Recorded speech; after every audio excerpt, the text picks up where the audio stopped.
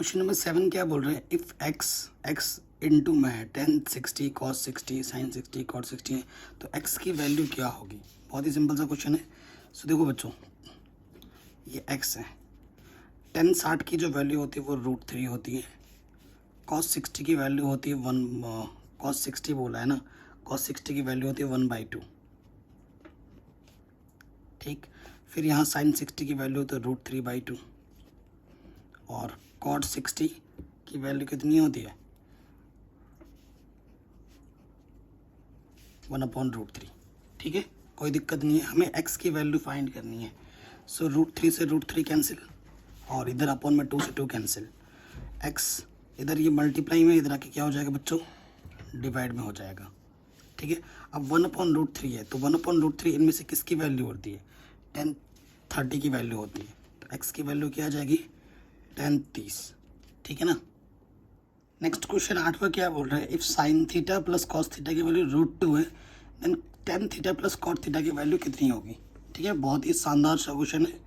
So question में आ जाते हैं, हमें क्या दे रखा है बच्चों, given sign theta plus cos theta, इसकी वैल्यू हमें √2 दे रखी है। ठीक है, सो हमें टेन थीटा की वैल्यू निकालनी है। 10 क्या होता है, साइन के अपॉन में जब कॉस आता है ना, तो वो हमारी क्या होती है 10 होती है। क्लियर। सो मैं क्या करता हूँ, अगर हम वो चीज़ करते हैं ना तो फिर यहाँ अपॉन में कॉस आ जाएगा। ठीक है, हमें बेसिकली निकालना है क्या है बेटा, हमें निकालना है tan theta plus cot theta. ठीक है, ये चीज़ निकालनी है। अगर टेन थीटा को मैं लिख सकता हूँ तो उसको मैं लिख सकता हूँ साइन अपॉन कॉस थीटा और कॉट को लिख सकता हूँ मैं कॉस अपॉन साइन थीटा। ये सब आप जानते हैं। अब बेसिकली अगर मैं करूँगा इधर से, यहाँ से साइन इंटू साइन क्या हो जाएगा, sine square theta, cos into cos, cos square theta, नीचे से एलसीएम क्या रहता है कॉस थीटा साइन थीटा, है कि नहीं। ये एक आइडेंटिटी है जिसकी वैल्यू कितनी होती है 1 होती है। तो अगर आप ध्यान से देखें तो हमें ये चीज़ फाइंड करनी है, इसका मतलब tan theta plus cot theta हुआ। ठीक है, क्या चीज़ इधर से पॉसिबल है, मैं क्या करूँगा दोनों तरफ स्क्वायर कर दूँगा। इधर है साइन थीटा, इधर है कॉस थीटा, इधर है √2, दोनों तरफ स्क्वायर कर देंगे, इधर भी स्क्वायर इधर भी स्क्वायर। कोई दिक्कत नहीं, इसको खोल दो, a का स्क्वायर प्लस b का स्क्वायर प्लस के 2ab और √2 का स्क्वायर करेंगे तो 2 आ जाएगा, इसकी वैल्यू होती है 1 और यहाँ से आ जाएगा 2 साइन थीटा कॉस थीटा। ठीक है, so sine theta cos theta, ये प्लस का 1 इधर के क्या हो जाएगा माइनस का 1, है ना। तो यहाँ से देखो बच्चों साइन थीटा कॉस थीटा, यहाँ से 1 बचेगा, ये 2 मल्टीप्लाई में डिवाइड में आ जाएगा, तो इसकी वैल्यू कितनी आ गई 1/2। ठीक है, यहाँ से ये 2 मल्टीप्लाई था डिवाइड में, इसकी वैल्यू आ गई 1/2। तो 1/2 अपॉन का 2 इधर मल्टीप्लाई में आ जाएगा, सो आंसर आ जाएगा 2/1 यानी कि 2। सो आंसर कितना होगा बच्चों 2 होगा। क्या ऑप्शन में 2 मौजूद है, बिल्कुल है। तो ये क्वेश्चन भी हमारा आराम से बन गया। नेक्स्ट क्वेश्चन में आ जाऊँ, बोल रहे हैं डी ई पैरेलल है बी सी के, डी ई पैरेलल है बी सी के, ट्राइंगल है, थीरस थ्योरम लगेगा। ए ई हमें ए दे रखा है, ई सी हमें बी दे रखा है, डी ई कहाँ है बच्चों, डी ई हमें एक्स दे रखा है। ठीक है, बी सी हमें वाई दे रखा है। ठीक है, which of the following is true, तो हमसे बोल रहे हैं कि इनमें से कौन सा ट्रू है वो आपको बताना है। ठीक है, कौन सा ट्रू है वो आपको बताना है। तो आप जानते हैं कि ये इसके पैरेलल है, तो ये जो छोटा वाला ट्रायंगल होगा ना इस बड़े वाले ट्रायंगल के क्या होगा सिमिलर होगा, सिंस जो ट्रायंगल ए डी ई है वो सिमिलर है ट्रायंगल ए बी सी के। ठीक है, इस वजह से इसका जो कॉरस्पॉन्डिंग लेंथ का रेशियो होगा, देखो ए ई कहाँ है, ए इधर ए ई और इसका क्या हो जाएगा ए सी किसके इक्वल हो जाएगा D E upon B C. यही लेंथ हमें दे रखी है ना। सो देखो और एक चीज़ क्या हो सकती है, और एक चीज़ हो सकती है A D upon A B, ये दोनों साइड्स हमें गिवन नहीं है। ठीक है, सो ए ई हमारे पास ए है और ए सी क्या हो जाएगा, देखो बेटा ए सी क्या हो जाएगा, A plus B, this length plus this length, A plus B, D हमारे पास एक्स हो जाएगा और बी सी हमारे पास वाई है। ठीक है, तो x इक्वल टू क्या हो जाएगा, अगर ध्यान से देखें तो x इक्वल टू हो जाएगा ए Y upon A plus B. ठीक है, एक तो ये चीज़ हम कर सकते हैं x के फॉर्म में, क्या ये दे रखा है A Y upon A plus B X equal to, बिल्कुल दे रखा है, ऑप्शन नंबर सी सही हो जाएगा। ठीक है, आगे बढ़ते हैं नेक्स्ट क्वेश्चन में, बहुत ही शानदार क्वेश्चन है।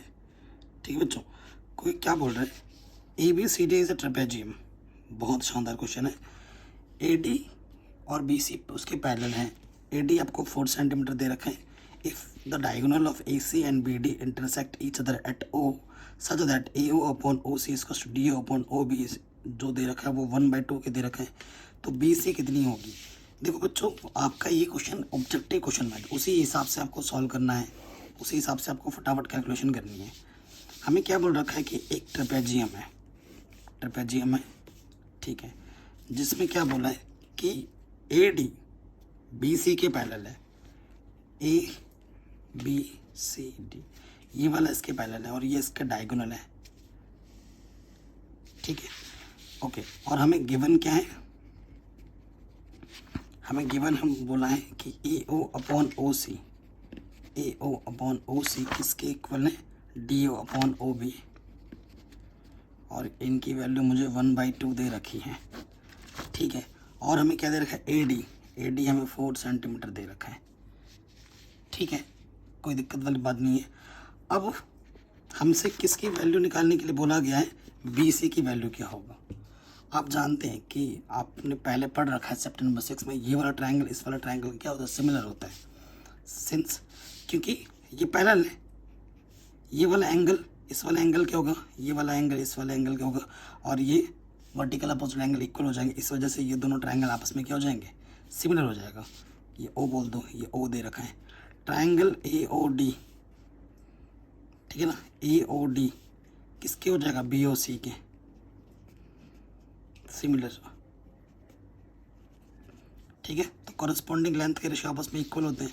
सो देखो यहाँ से आ जाएगा ए ओ अपॉन ओ सी, ए ओ अपॉन ओ सी, इधर से हमारा क्या है, D O upon O B किसके इक्वल हो जाएगा, A D upon B C. ठीक है, इनकी वैल्यूज तो ऑलरेडी 1/2 दे रखी है, तो यहाँ पर 1/2 पुट कर दे। ए डी की वैल्यू हमें क्वेश्चन में 4 दे रखा है, हमें बी सी निकालना है, 4 2 = 8, तो बी सी की वैल्यू आ जाएगी 8 सेंटीमीटर। ठीक है, बी सी की वैल्यू कितनी आ जाएगी, 8 सेंटीमीटर। कहीं 8 सेंटीमीटर दे रखा है, बिल्कुल दे रखा है, तो ये ऑप्शन हमारा बिल्कुल सही हो जाएगा। अगले क्वेश्चन में आ जाओ। नेक्स्ट क्या बोल रहे हैं, if 2 tangents inclined at an angle of 60 degree are drawn in a circle of radius 3 centimeter, then the length of each tangent is equals to, क्या होगा वो आपको बताना है, टेंजेंट की लेंथ बतानी है। तो बहुत ज़बरदस्त क्वेश्चन है और इजी सा प्रॉब्लम है। कह रहे हैं 2 टेंजेंट्स किस एंगल पे झुके हुए हैं, 60 डिग्री पर, ये हमारा टोटल 60 डिग्री दे रखा है। ठीक है, इस पॉइंट का नाम P बोल दो, ये A पॉइंट है, ये B है ना, ये हमारा रेडियस है। ठीक है, यहाँ पे 90 डिग्री होता है, यहाँ पे भी 90 डिग्री होता है। हमसे क्या बोला है, जिसका रेडियस हमें 3 दे रखा है और यहाँ से हमने बाइसेक्टर ले लिया, तो जब यहाँ से ये बाइसेक्टर लेंगे तो ये वाला जो एंगल है वो कितना हो जाएगा, 30 डिग्री हो जाएगा।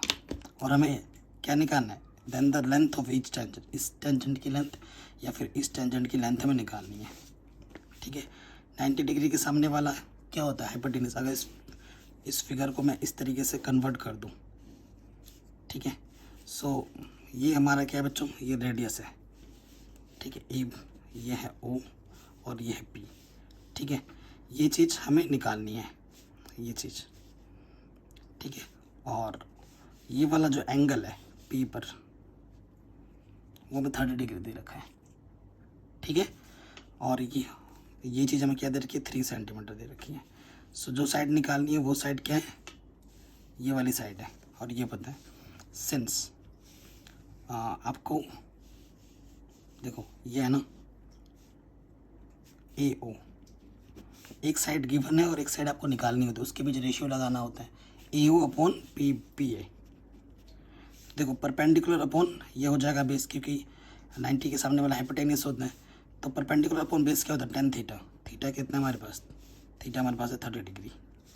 तो AO 3 है, PA हमें फाइंड करना है, और tan 30 की वैल्यू होती है √3। सो PA बन जा PA, ये आ जाएगा 3√3। ठीक है, the length of each tangent is equals to 3√3। आराम से हो गया। नेक्स्ट क्वेश्चन पे आ जाते हैं। कह रहे the area of the circle that can be inscribed in a square of 6 centimetre is. ठीक है, एरिया ऑफ अ सर्कल हमें निकालना है, क्वेश्चन नंबर 12। और area of a circle that can be inscribed in a square. ठीक है, ये एक स्क्वायर है जिसके अंदर एक सर्कल बना हुआ है। इन सभी पॉइंट को टच करता हुआ एक क्या बना हुआ है बच्चों, सर्कल बना हुआ है। ठीक है, इसका हमें एरिया निकालना है। और जो स्क्वायर है ना, स्क्वायर का हमें क्या दे रखा है, 6 सेंटीमीटर साइड का है। यहाँ से लेकर यहाँ तक की जो डायमेंशन है वो 6 सेंटीमीटर है। तो ये इसका हाफ हुआ, जो कि रेडियस होगा। देयरफॉर जो रेडियस होगा वो कितना हो जाएगा, 6 का हाफ, यानी कि 3 सेंटीमीटर। ठीक है, हमसे क्या बोला है, इस सर्कल का एरिया निकालो, एरिया ऑफ सर्कल। फॉर्मूला क्या होता है बच्चों, पाई आर स्क्वायर। पाई आर की वैल्यू कितनी है, 3 स्क्वायर। सो ये आ जाएगा 9 पाई सेंटीमीटर स्क्वायर। आंसर क्या 9 पाई ऑप्शन में है, बिल्कुल है, ऑप्शन नंबर डी सही हो जाएगा। नेक्स्ट क्वेश्चन में आ जाते हैं। कह रहे the difference of mode and median of data is 24। अरे भाई क्वेश्चन नंबर 13 हमसे छूट जा रहा था, सॉरी। ठीक है, क्या बोल रहे हैं, the sum of length breadth and height of a cuboid. Cuboid आप जानते हैं, क्यूबॉइड बनाएंगे हम।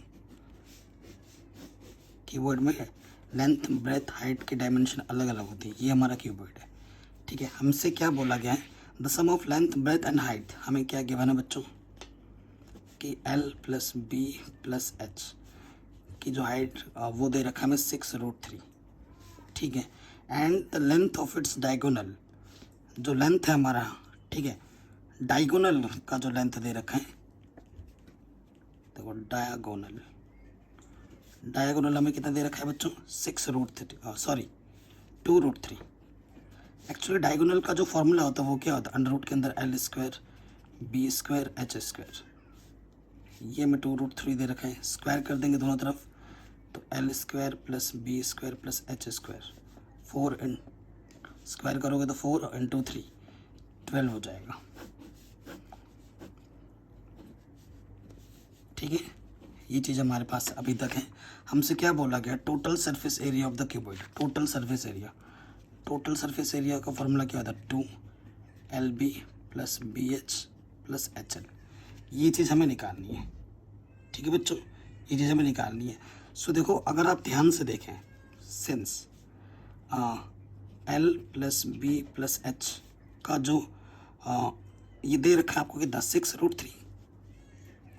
अगर मैं इसका स्क्वायर कर देता हूँ दोनों तरफ, तो ये हो जाएगा L² B² H², 2LB BH HL, और ये हो जाएगा 36 × 3।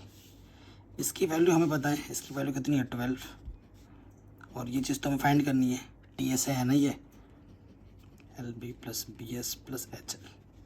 ठीक है, ये मल्टीप्लाई करोगे, 3 × 18, हासिल लगा 1, 3 3 और 1 10।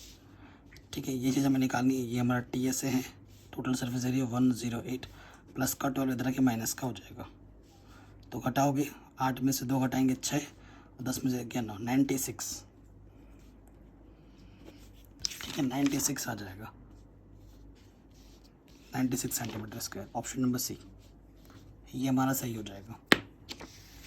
आराम से हो गया, कोई दिक्कत नहीं, कोई परेशानी नहीं।